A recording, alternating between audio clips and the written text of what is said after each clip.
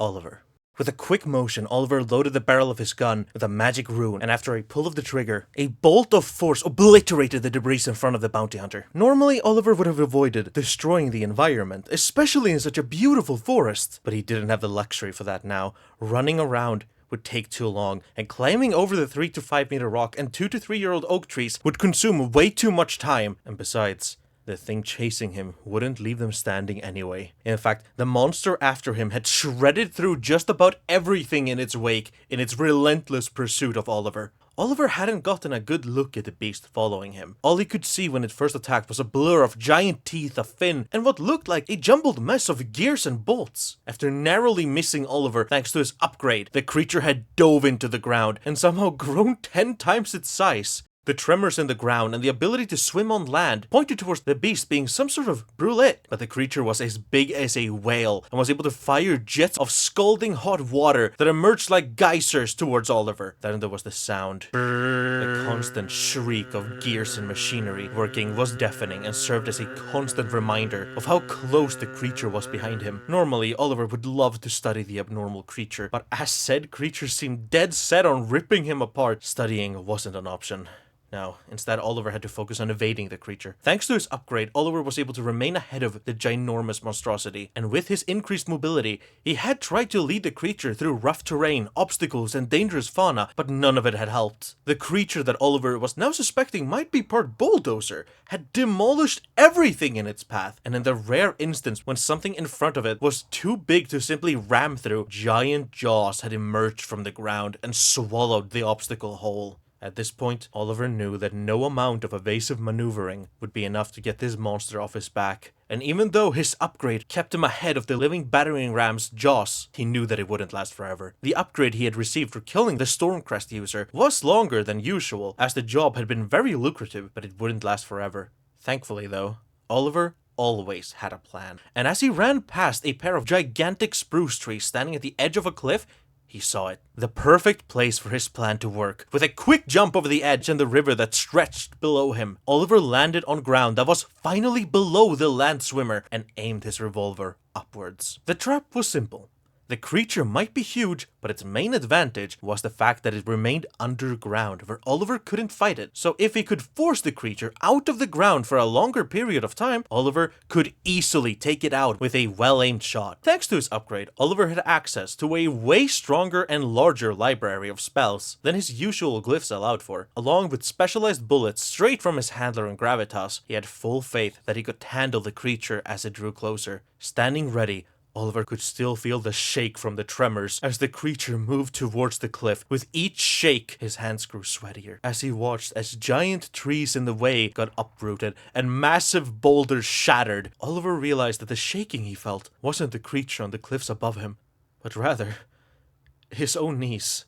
Even so, he stood his ground. I just need to follow the plan. The plan always works. As the monster bulldozed through the 2 spruce trees at the top, it also launched itself into the air towards Oliver's position, and for the first time, he got a good look at the creature. A massive shark with limbs, possibly a mutated version of Brulette, covered in metal, erupted from the ground. Though its dark blue color seemed strange, it was nothing compared to the bolts and gears running throughout the creature's body, with a massive box around its midsection that, among other things, seemed to house a roulette wheel? Metal rods stood standing out from the limbs, while gears and wires looked like they had built a path along the creature's body up towards the 2 massive torpedo-looking antennas on its head. The creature looked almost comical, and probably would have been if it wasn't for the size. Oliver had known it was big, but never in his wildest dreams could he have guessed just how large this shark creature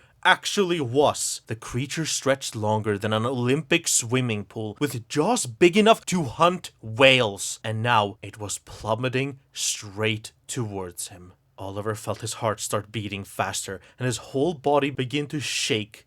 Thankfully, the upgrade had a stabilization setting, so with artificially steady arms, Oliver took aim. Though the size of the creature would give him nightmares, it did at least help Oliver in one aspect. It gave him an easy target. Oliver fired 2 shots, one spell and one bullet. The bullet would implant itself within the monster and from within send out thin but strong excrusions that would emerge out of the creature and tie it up with razor-sharp threads. That would keep the giant creature trapped and allow the spell to finish it off with the most powerful fireball Oliver could fire. But as the shots flew through the air, suddenly the gigantic monster disappeared. And instead, a tiny shark flew through the air and landed in the water. The creature had changed its size at will? Flabbergasted by the creature's ability, Oliver remained stunned in place, which left him wide open for when the land shark re-emerged and fired off a water blast towards Oliver. The blast swept Oliver off his feet and sent him flying towards the nearby tree. Thankfully, the upgrade protected him from the scalding water, but it couldn't completely defend him from the blunt force trauma that came with being thrown headfirst into a tree. This wasn't the first time Oliver had been in a fight, however, so he quickly got up to his feet. After locating the land shark, now not much bigger than a dog, Oliver used his enhanced agility to jump up the tree behind him and took aim for his next shot. He would need to be faster this time and attack the area around the creature to ensure a hit, even if it changed its size. Oliver loaded up an ice storm spell and fired it towards the river where he had last seen the shark. With a click, the spell fired out of the revolver and created a blanket of ice and snow swirling up like a hurricane on top of the lake, freezing the water. Can't hide in the water, no. Before he could finish the sentence, a blur of jaws and gears appeared under him and ripped the tree he stood on to shreds. Fuck! It's faster when it's small. Had it played him? Was it intelligent? And how was it tracking him? Could it smell him? Oliver would probably have died if it weren't for his upgrade reacting for him, sending him far to the side into a nearby tree. I'm letting it catch me off guard. I need to reclaim control, Oliver thought as he desperately scanned the surrounding terrain for an advantage. The land shark, now the size of a horse, quickly located its target's new hiding spot and made an upward motion, setting up for another water blast, but this time Oliver was ready for it. With a quick movement, Oliver brought up his revolver and fired a lightning spell straight through the water towards the land shark. As the monstrosity stumbled backwards from the pain of finally getting hit, Oliver made his move. Loading up another spell through his quick cast upgrade system, Oliver fired a misty step bullet towards a more open area of the forest. A strange circular area where every single tree had been cut down as if with a single slashing swipe. Though the area was strange, it did offer Oliver a massive strategical advantage against his foe. It finally gave him a clear line of sight against his opponent, and let him keep track of the size-changing shark. Thinking he finally had the upper hand, Oliver took a second to extend his revolver into a larger cannon, capable of firing off more accurate and powerful spells. This, however, would prove to be a massive mistake, as a single second was all the time the land shark needed to shrink down, dash towards Oliver with its jet boosters, and grow to the size of a bull for its attack. Once again, Oliver's upgrade enhancement came in clutch as it let him react much faster than any normal human could and avoid lethal damage. Though the shark's drastic change in size did bruise his side. Ignoring the pain, Oliver threw a fist towards the shark, determined not to miss his chance. And as the fist reached its apex in momentum, rocket launchers inside the glove activated to carry the metal glove straight into the monster's side, trading a decisive blow and sending the monster flying into a tree outside of the circle. Now the dance would truly begin. Looking over the open circular area surrounded by stumps and fallen trees, Oliver prepared an explosive round and fired it into the direction he had last seen the land shark. But unexpectedly, the shark seemed to have predicted the move and fired a massive bolt of water, stunting the explosion. Then, dashing through the smoke and visual clutter, the land shark emerged in front of Oliver, and after growing to the size of a wolf, finally getting its teeth into the bounty hunter's side. It was a quick bite, and the creature wasn't able to close its jaws before Oliver dashed out, but the damage was still significant. Hunched over from the pain, Oliver made another modification to his weapon, this time straightening it out, and with a click of a button, activating its blade form. If you want to get close, then I'll punish you for it. The creature was fast. It was strong, and it clearly possessed some intelligence. But one thing it wasn't was stealthy. Big or small, the sound of grinding gears and running machines remained, which means that if he just keeps his distance, he'll be able to anticipate its attack and cut it first. At this point, he was starting to get used to the blinding speed, and as he had proven time and time again, his upgrade remained superior to whatever modification this strange shark had. He just had to make sure to finish this before it ran out. But this wasn't his whole plan. After activating his blade, he also dropped a smoke bomb at his feet. It would hide him from the creature's eyes, but more importantly, it would mask his scent. which is what he suspected the creature was using to track him.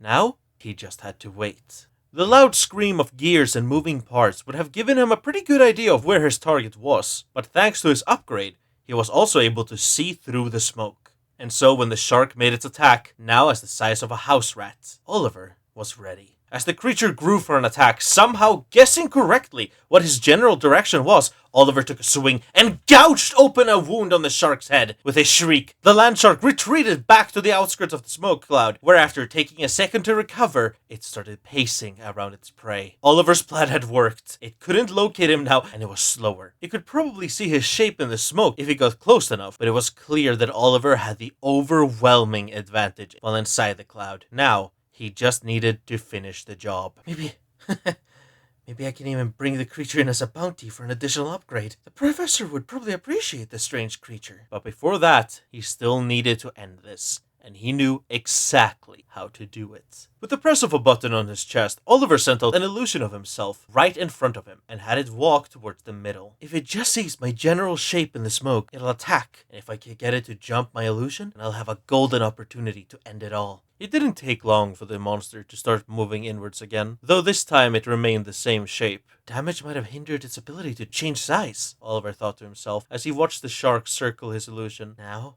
all I have to do is wait. Before even his upgrade could react to the threat, the land shark had expanded its size tenfold and through that extended its reach, where its jaws moved straight past the illusionary clone to take a solid bite out of Oliver's shoulder. As the creature suddenly expanded in front of him, Oliver finally got a good look at the box on the creature's chest. There was text there. Locating blood sample's owner. Oh, it wasn't hunting him through his scent.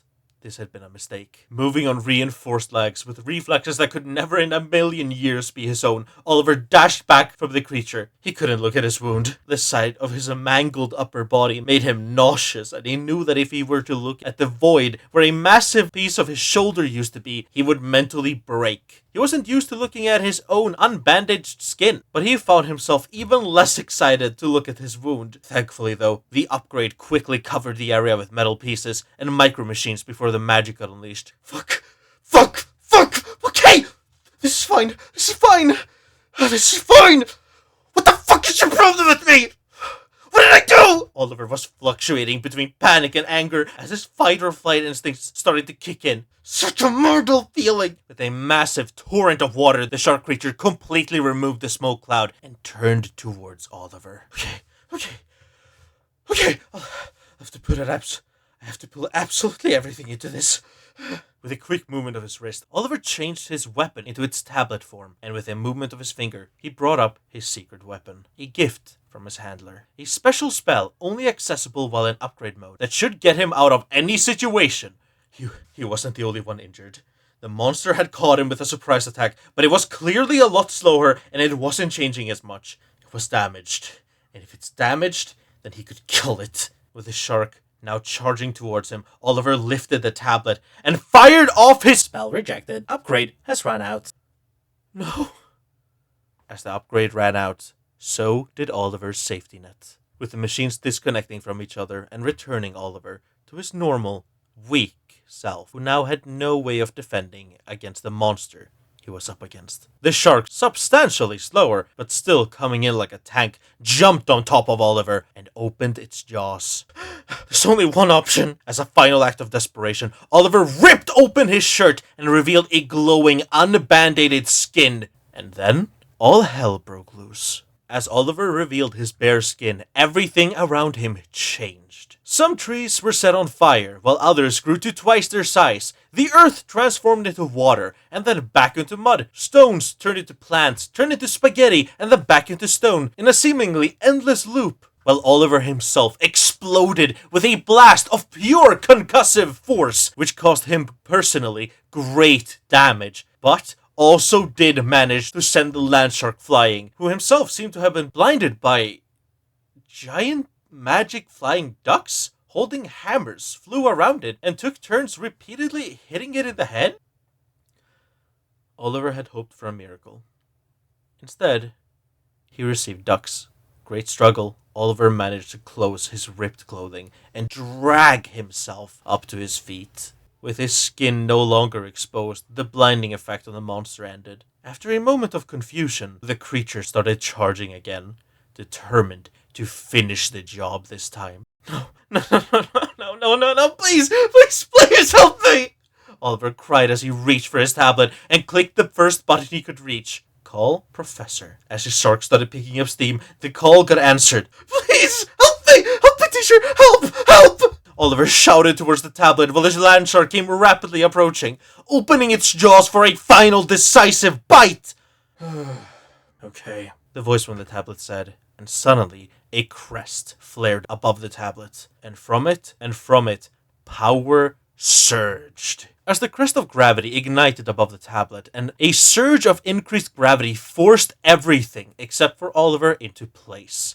Stumps sunk into the ground. Trees fell over, now unable to sustain their own weight. Birds came crashing to the ground, and the massive land shark, with its jaws mere moments from biting off Oliver's head, was shoved to the ground, as if suddenly struggling under a mountain of weight. The increased gravity doing heavy damage to the machinery on the shark, and forcing the creature's limbs so far into the ground that they started to sink.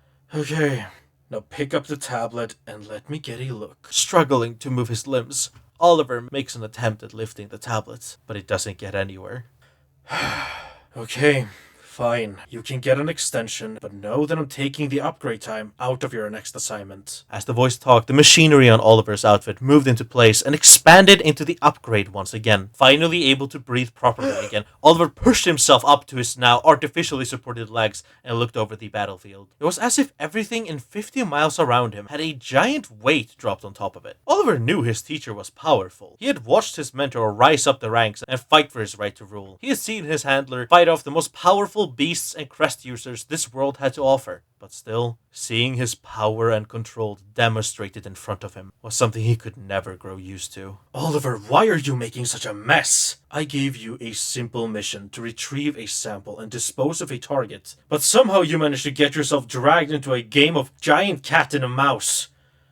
I expected better from you, especially when you know that I'm still recovering from the Battle of Fugalot. It takes a lot of energy to fight off the strongest crest user that's ever lived. It was true, and it had been the main reason Oliver had avoided asking for help until the absolute last second. Well, that and he wasn't exactly excited about hearing another lecture. I'm assuming that you still have the sample and that it wasn't damaged during the exchange, the voice from the tablet continued. Realizing his possible blunder, Oliver quickly reached his hand into his jacket towards the blood and bone marrow samples, and though for a second he was more afraid than the land shark ever could make him, he was quickly able to reaffirm himself with the fact that both samples were in fact fine. Yes, teacher. They're good, and I'm sorry to have bothered you. I know you have a lot to deal with now that you've conquered Fugalot. The response took longer than Oliver expected, but when it came, the voice spoke with a much gentler tone. Boy, I am not angry with you, and I appreciate your hard work, but I can't always be saving you, Oliver. Don't make a habit of calling me when things are looking bad. After all, this creature isn't even strong. As the voice spoke the words, the land shark, already struggling under massive weights, got pushed further and further into the ground, causing cracks in the earth. Now, I need you to kill the thing. The creature has no doubt been experimented on, and to release it into the ecosystem would cause permanent harm to the ecological biome of the area.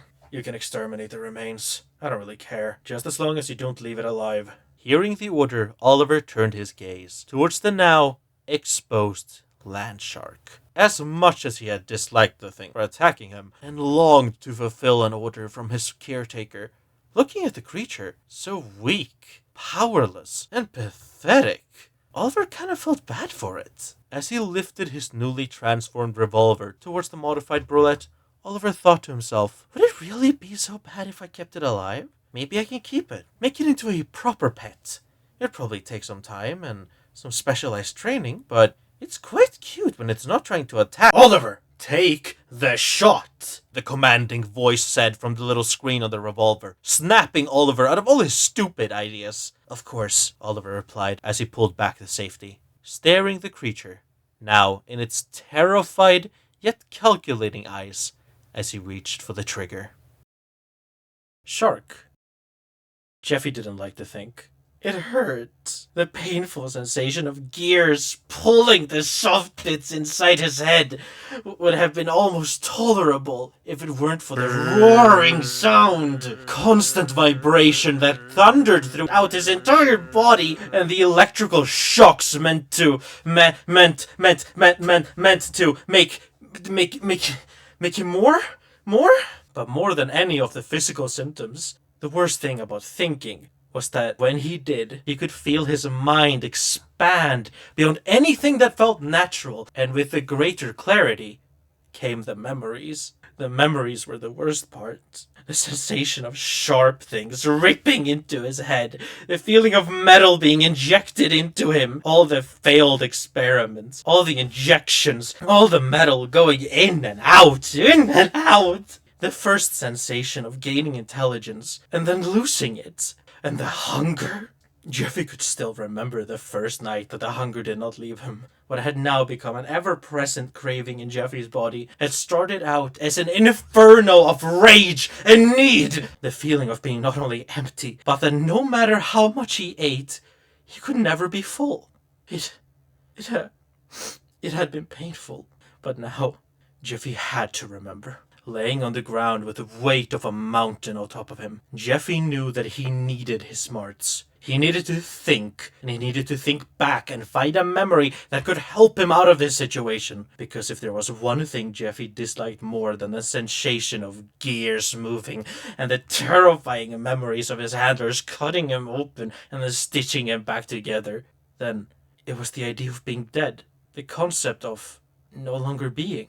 The concept of no longer eating, no hunger, no longer swimming, no longer being able to see his only friends, the only people he ever liked. He had followed the bad man for revenge. His friends had not only helped him not be so angry anymore, but when they had the opportunity, they had spared him and given him food. Jeffy didn't understand much, but he understood that he liked those people, and he understood that the bad man had killed one of them. So after Jeffy's friend had left him behind, Jeffy went out on his own after the bad man. But now, he needed to run. Jeffy felt his skull vibrate and accepted the familiar feeling of pain as electricity shocked into his brain. He frantically searched his database for what to do while trying to use his newly expanded mind to figure out an escape plan. However, he didn't have a lot of time as the bad man was now walking towards him and pulling out his weapon. After way too many seconds of searching his body's database, seconds that the bad man had used to transform his tablet into a firearm, Jeffy knew that he had a single opportunity to maybe get out of this. Though he couldn't move, his expanded brain had told him that a smaller target might be able to move under intense gravity. And though Jeffy was badly damaged, he did still have access to his boosters. Maybe if he was able to shrink down, he could blast himself towards the water and swim away. But Jeffy was damaged, and size change was hard. Jeffy would have one chance at this, and as he watched the Batman pull back to safety, he knew it was now or...